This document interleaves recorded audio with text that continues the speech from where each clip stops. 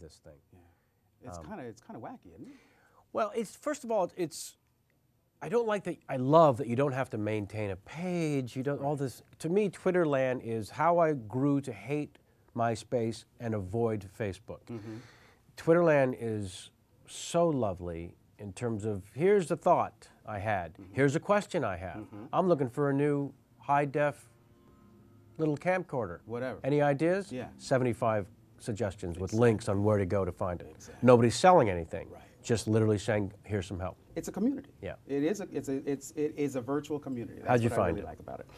It came to my attention, again, through a couple of degrees of separation.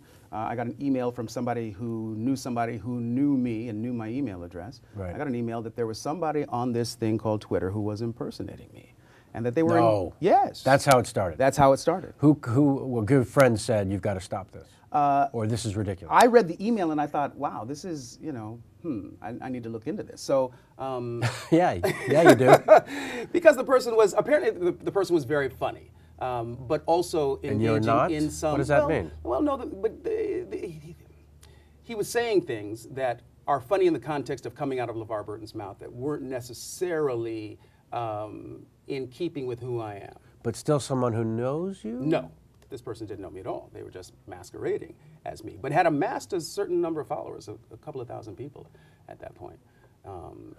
Okay, so the first thing you do. I called a friend of mine who, handles all the tech in my world, and he had a really good connection there at Twitter, and called them up and said, look, there's somebody impersonating LeVar. Is there anything that we can do about it? And the people at Twitter have been absolutely fantastic about making sure that people who are being impersonated can reclaim their own identity and the right to speak for themselves. And then they called Michael Ian Black's people and said, you need to go after LeVar. Which was really funny. I mean, I did not expect that to happen. Did you know him? I've never met him.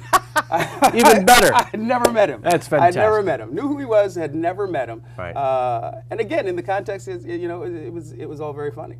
And LeVar turned out to be, kind of a fun thing.